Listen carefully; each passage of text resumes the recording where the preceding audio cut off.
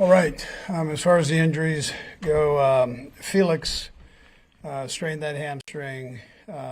Most likely he's going to go on IR here. So this evening or this afternoon.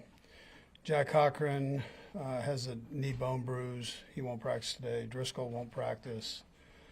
Mike Edwards, the hamstring strain, he won't practice. Nazi Johnson had a shoulder strain. He won't go today. Omar had the ankle sprain and kind of re-hurt it or something of that sort. And then Jalen Royals has a knee tendonitis and he'll be out today. So other than that, everybody's going, and this will be very similar to a in-season Wednesday practice. Now that we're back here, it gives the guys kind of a dry run to see how the meeting schedule goes for an in-season game and also practice goes. Anyways, with that, time's yours. I know it's still a few days away, but do you anticipate the starters playing in this third game maybe a little bit more than usual would? Yeah, they'll start it off for sure, and then we'll see how it goes from there. Yeah. You had the offensive line play some in this last one. Have you seen enough for what you'd like to see on that left side with the young guys, or how much more do you need to see? I like how physical they're playing, that for sure. The more reps they get, the better, I think, for them. But I think they're doing a good job over there, yeah. You still switching philosophy to go from 2 to 3 with the starters. What went into that? I wanted to give the best look we could to these guys that are trying to make the team. We've got some guys that are right on the border of making it. Give them a shot. Yeah. And I wanted to see the quarterback work with the one offensive line. Yeah. India, no, you said it's expected that he'll be placed on IR, but if that's the case with Felix and that ending the season, just how disappointing is that for him entering obviously year 3? Yeah, that's a tough thing. That's he's worked hard, so we'll see where it goes. I can't tell you how long it's going to be, but any time for that is disappointing for him. I know, because he works so stinking hard. Coach, we always ask you about Josh Simmons, but we're going to get him here shortly. At 2 preseason games, body of work of camp, what is your evaluation of him as you prepare for the regular season? Yeah, no, listen, I like the way he's approached it. Herbie, he's worked at it. He hasn't missed a beat here as far as missing a day or any of that. So he's been available, and he's working with Coach Heck on getting better every day. So I like where we're at right now, but we got to keep going.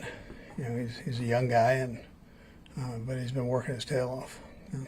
With Kingsley, same thing with Kingsley, just general. Yeah, I tell you the same thing. Yeah, Kingsley's moved into a new position, and those two they got a little something going there that you can see it more in the run game right now, where they're really working well together. And then the pass game, both of them are kind of feeling that part out, but they're doing a good job with it.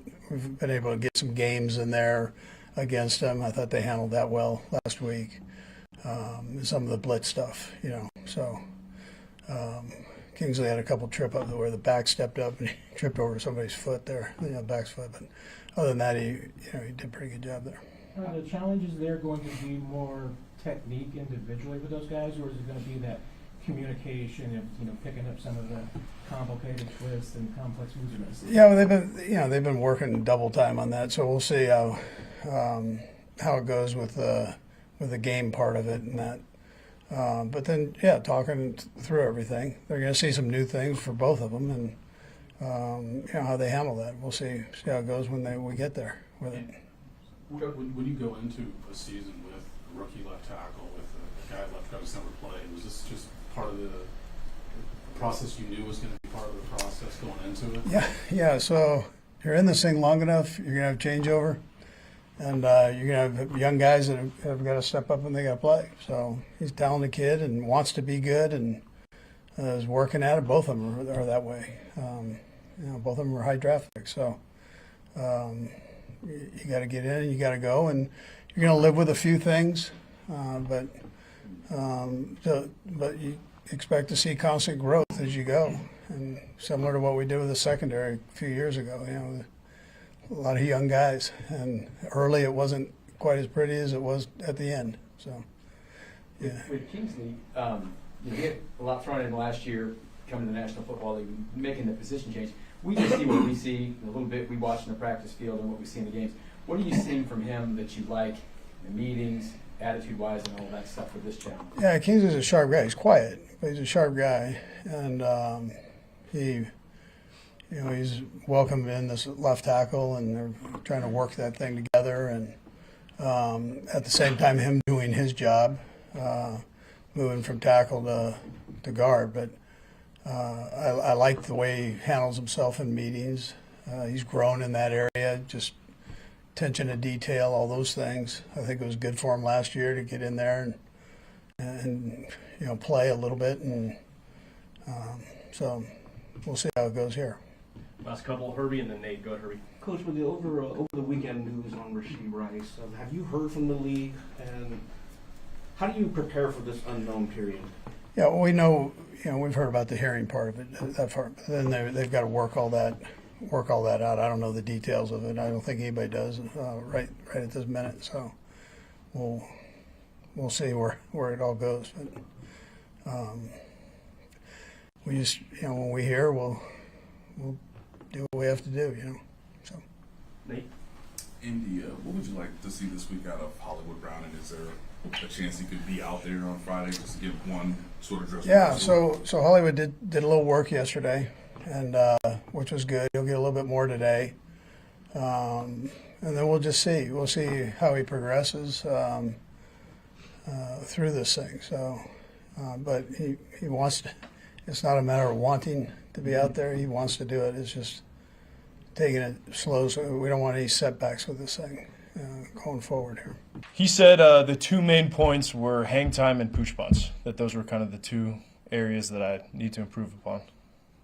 And what did you do? What did you do during the offseason to kind of attack both those things? Both of them were understanding different contact points, trying different things, finding what works, finding what adjustments I can make, kind of tinkering, if that makes sense.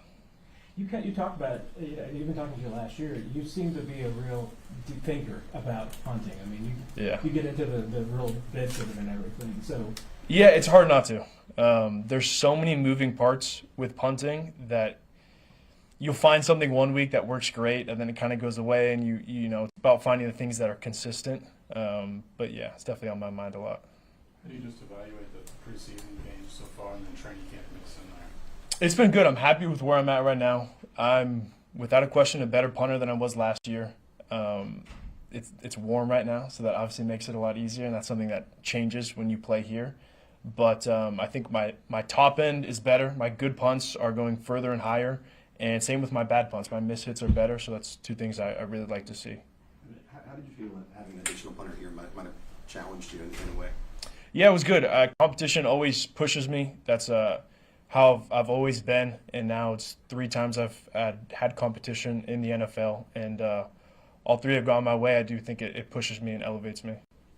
What's Practice look like for you in the offseason? You know, you got a bunch of guys here to help catch balls and all this stuff. Yeah. You got a loan, you got people with you. I mean, what is a day working on those things look like? Yeah, it's very different. So I'm from San Diego. My parents still live there, and that also kind of happens to be the specialist hub.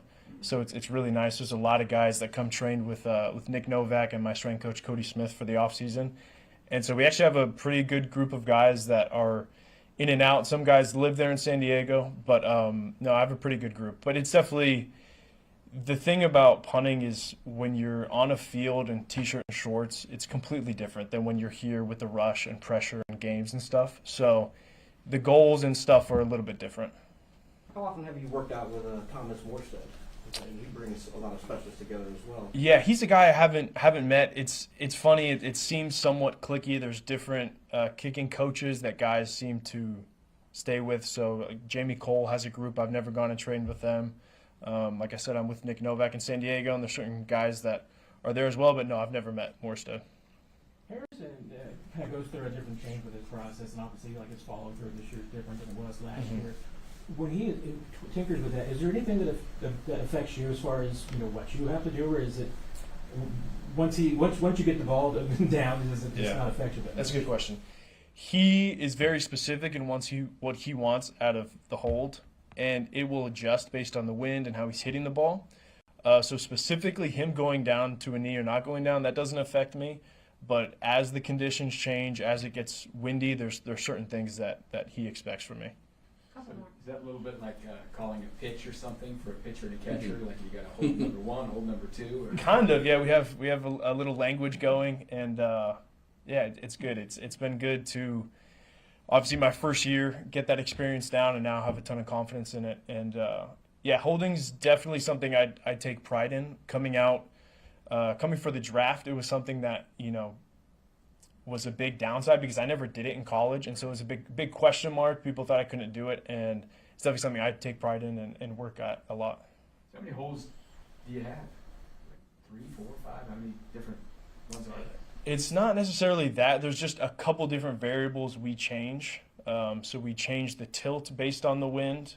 Then we can change the laces based on the aiming point.